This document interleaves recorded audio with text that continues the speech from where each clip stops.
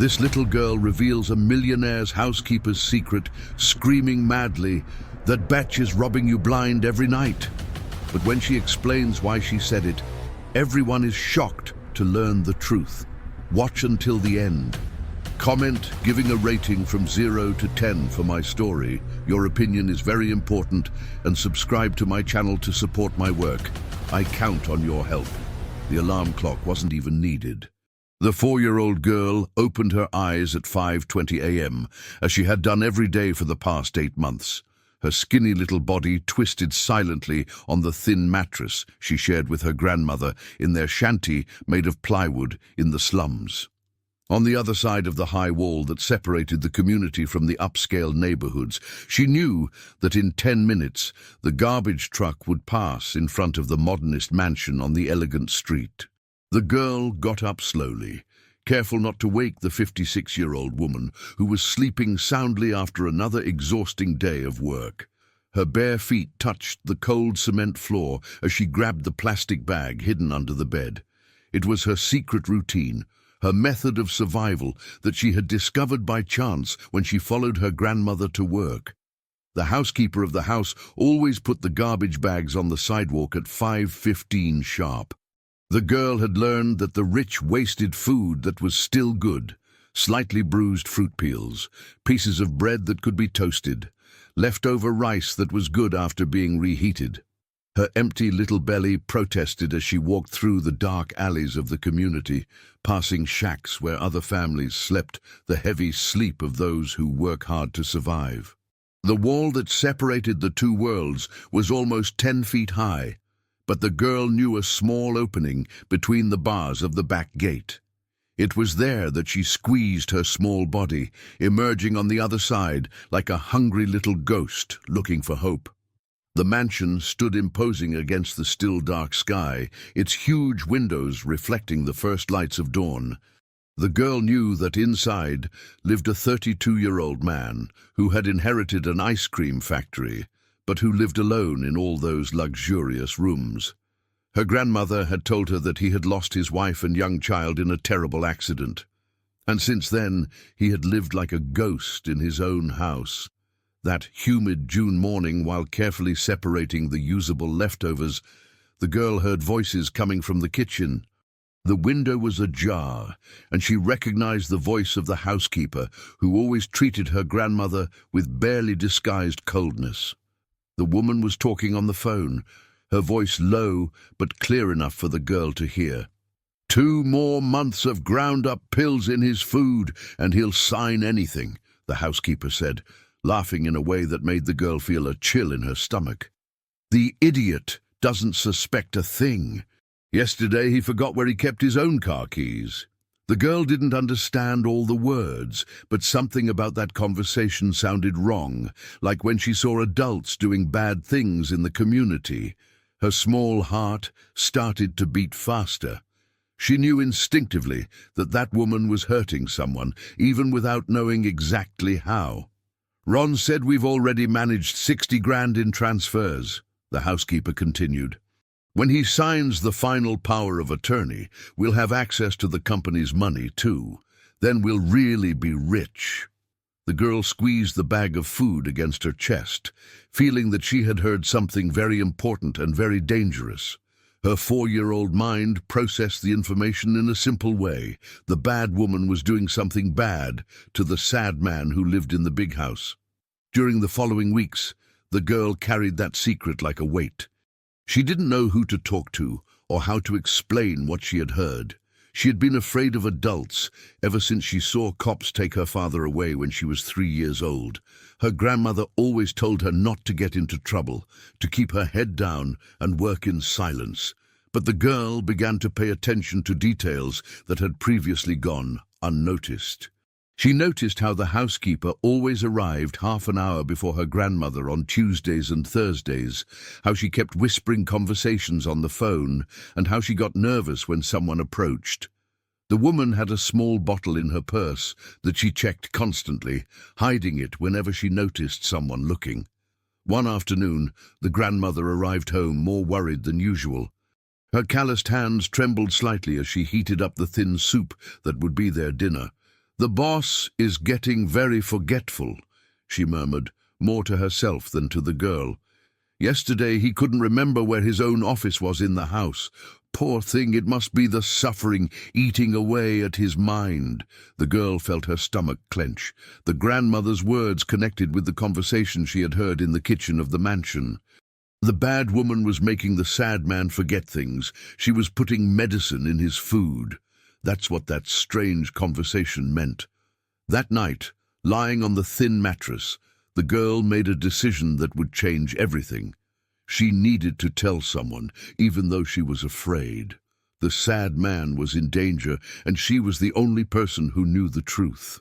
The next day, when her grandmother was alone in the kitchen of the mansion, the girl gathered all the courage she had in her small heart and whispered the words that would shake the foundations of that world of appearances. "Grandma, the pretty lady put stuff in the sad man's food."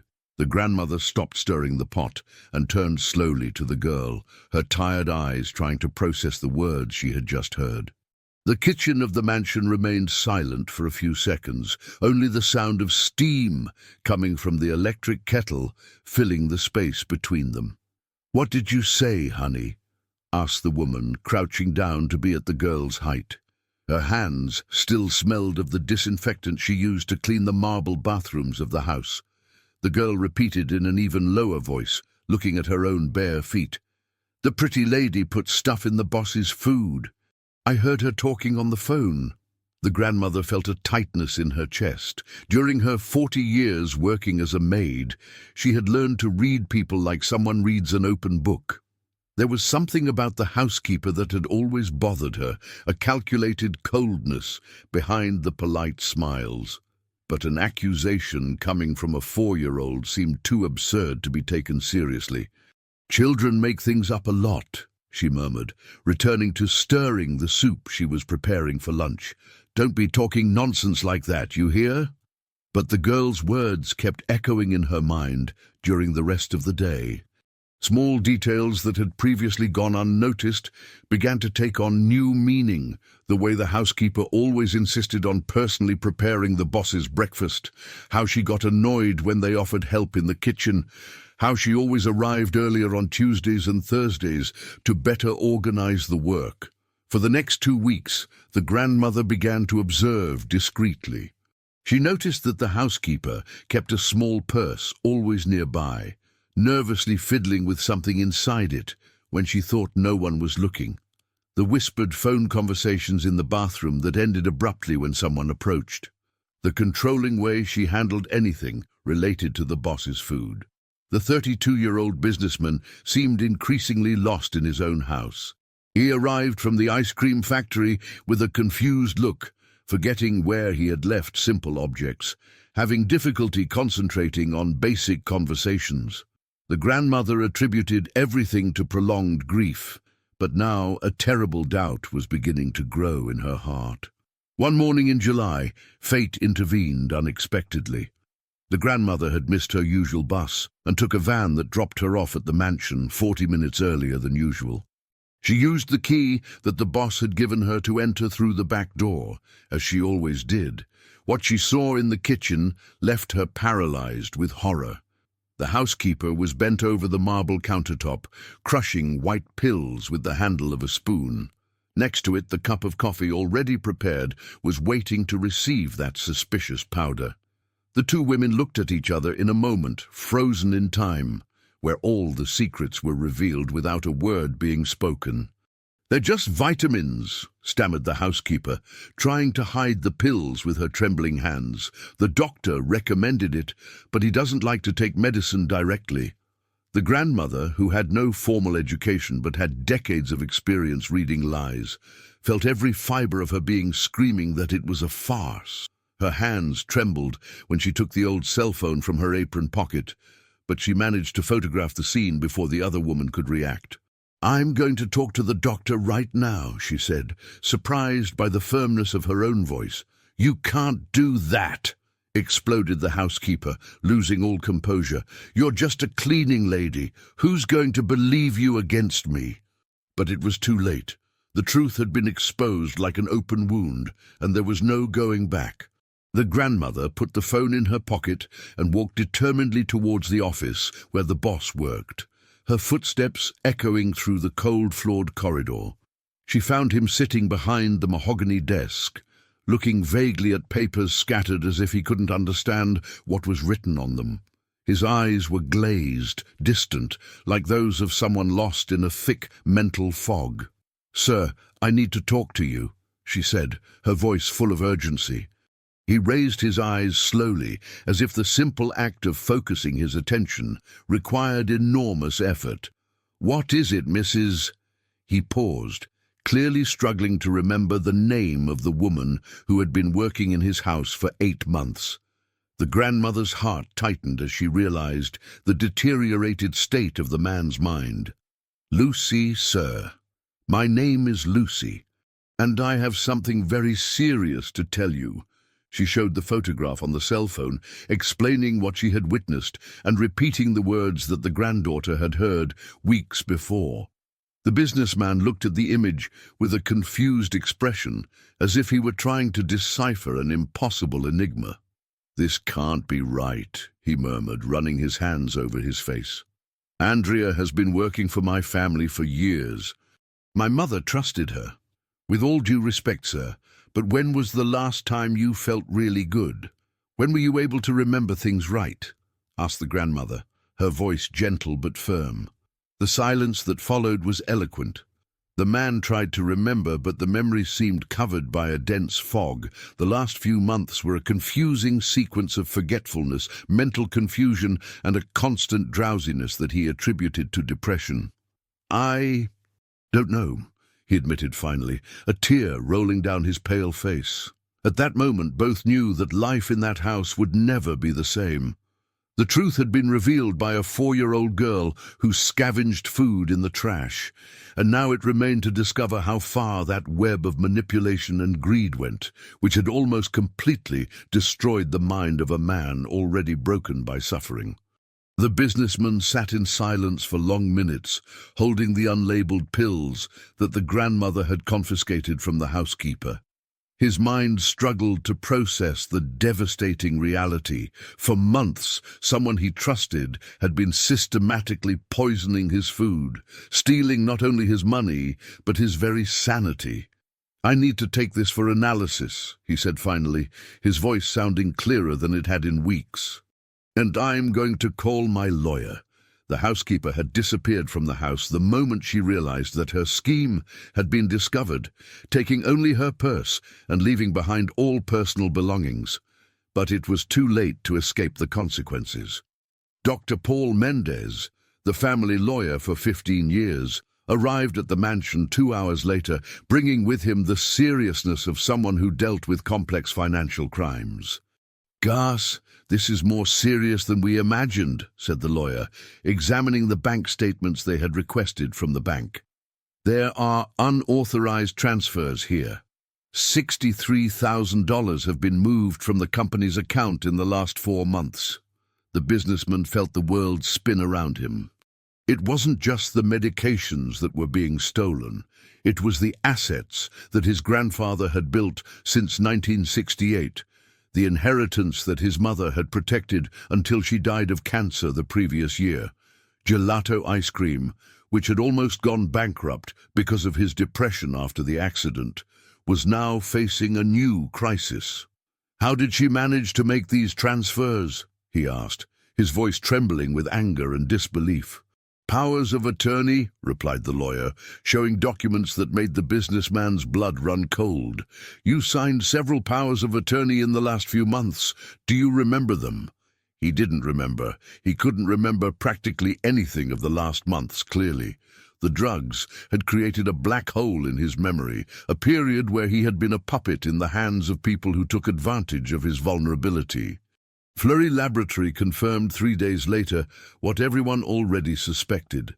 The pills contained a lethal mixture of high-dose diazepam with an anticholinergic used in cases of Alzheimer's. The combination was diabolical. It caused mental confusion, memory loss, and extreme suggestibility, but without obvious symptoms of intoxication that could alert doctors or family members. "She knew exactly what she was doing," said Detective Michael Rogers of the 6th Precinct, when the case officially reached the authorities. "We have here a sophisticated scheme of fraud with serious bodily injury." The police investigation revealed even more disturbing details. The housekeeper was working in partnership with a man named Ron Oliver, a criminal with a history of similar scams that she had met through a dating app. Experts recovered hundreds of messages between the two, detailing each step of the macabre plan. "He's getting more docile," said one of the housekeeper's messages. "Yesterday he signed 3 documents without even reading them. Ron was right about the dosage." "Perfect," he replied. "Now we just have to wait a few more weeks, and we'll have total access to the company's accounts. After that, we can get rid of him for good." The businessman read these messages in the police office, feeling nausea growing in his stomach. They weren't just stealing his money, they were planning his complete elimination. If it weren't for the courage of a 4-year-old girl and the intuition of a cleaning lady, he would probably be dead or completely incapacitated in a few months. "How much longer would I have lived?" he asked the medical examiner who analyzed the case. "With that progressive dosage, maybe 6 months before irreversible brain damage or multiple organ failure," was the answer that made him tremble from head to toe. Meanwhile, on the other side of town, the 4-year-old girl faced her own battles. Since telling the secret to her grandmother, she had developed terrible nightmares where adults asked her questions she didn't know how to answer. She would wake up screaming at 2 in the morning, wetting the bed for the first time in a year.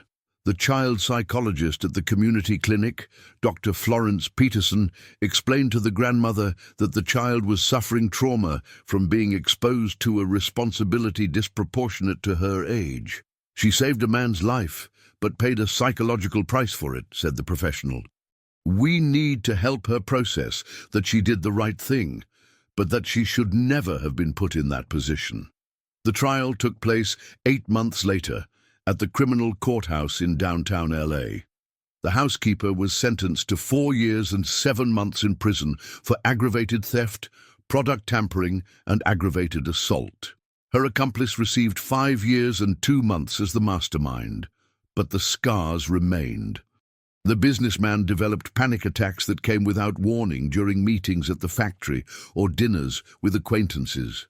He started taking medication prescribed by psychiatrist Dr. Evelyn Carter, but distrust had settled in as a permanent shadow in his life. "How can I trust anyone again?"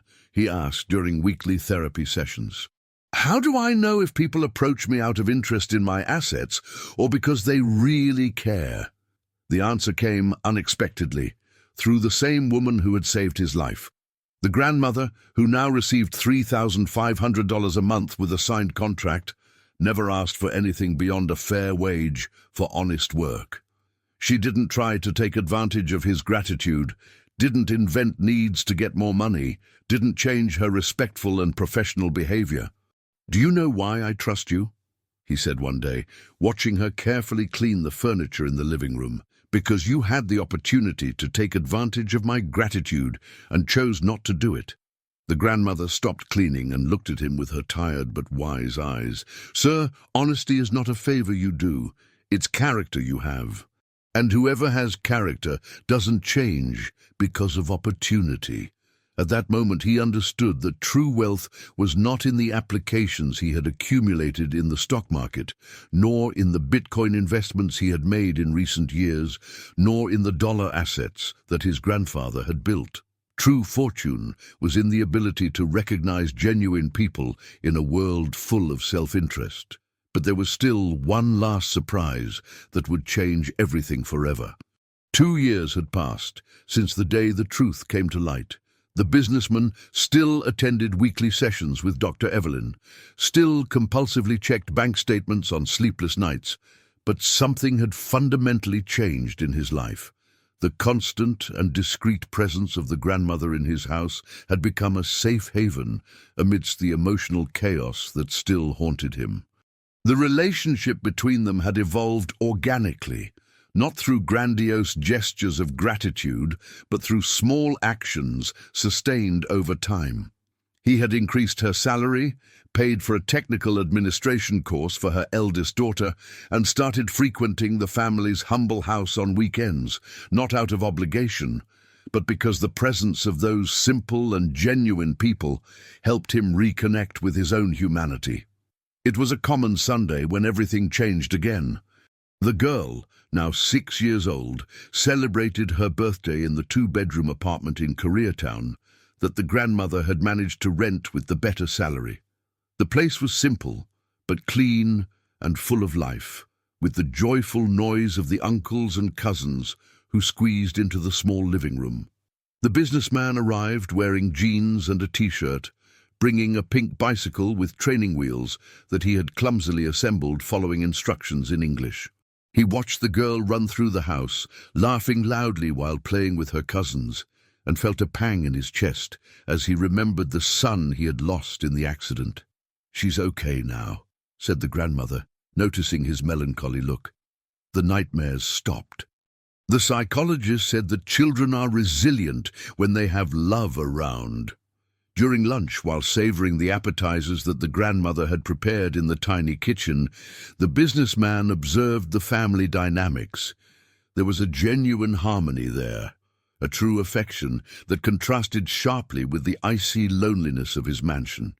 These people had little in material terms, but they possessed something that all his assets in stocks and investments had never been able to buy: authentic human connections. "Uncle Gus," said the girl, using for the first time the affectionate treatment that she had naturally adopted, "are you coming to my birthday next year too?" The simple and direct question caught him off guard. Over the past 2 years, he had become accustomed to their presence in his life, but had never consciously considered that they had also become accustomed to his presence in their lives. It wasn't just gratitude on one side, it was mutual affection that had grown naturally. "Of course I'll go," he replied, surprised by the emotion he felt when uttering those words. That night, back in his empty house, the businessman reflected on the transformation that had occurred in his life. The housekeeper's betrayal had almost destroyed him, but it had also revealed something fundamental about human nature. There were genuinely good people in the world, people like the grandmother who worked honestly without expecting extra rewards, like the girl who had risked getting into adult trouble to protect someone she didn't even know well. During the following months, his visits to the family became more frequent. Not out of obligation or guilt, but because he genuinely missed their company. The girl helped him with simple puzzles that exercised his mind, still recovering from the effects of the drugs. The grandmother shared stories of her youth that made him laugh for the first time in years. The other members of the family naturally included him in conversations about football, soap operas, and everyday problems that kept him connected with reality. The company had also recovered. With a clearer mind and the emotional support he had found, he was able to restructure gelato ice cream, implementing new flavors and expanding distribution. Profit increased significantly, and for the first time since the accident, he felt proud of the legacy he was building. But the real transformation happened one afternoon in December, when the girl asked him a question that changed everything. "Uncle Gus, why do you live alone in that big house if it's more fun here?" The innocence of the question struck him like a lightning bolt. She was right.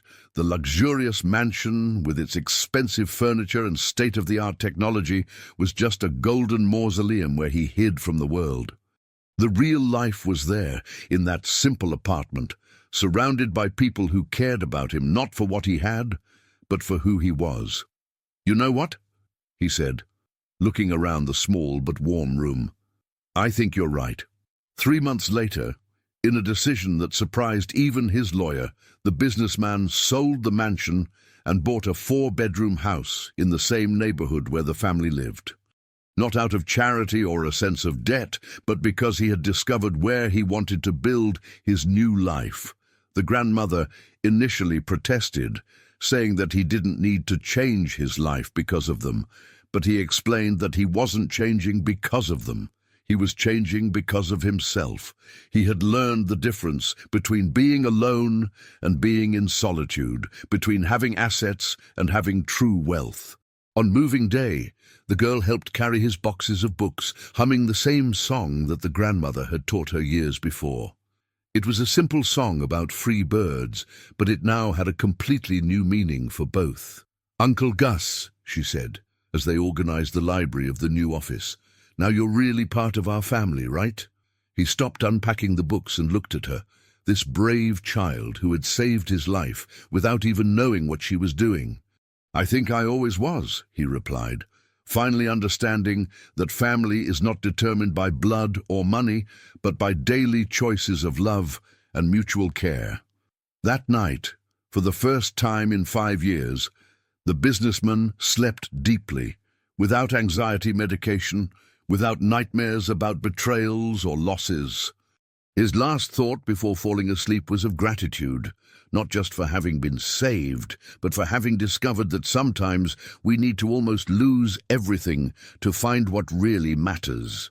The girl who scavenged food in the trash had taught him the greatest lesson of all, that true fortune is not measured in financial applications or investments in gold, but in the ability to recognize and value genuine love when it appears in our lives, often coming from the most unexpected places. If you liked this video, please subscribe to my channel. I promise to bring everyday videos that will make your life happier. Comment what you thought of my story, giving a rating from 0 to 10, and thank you very much.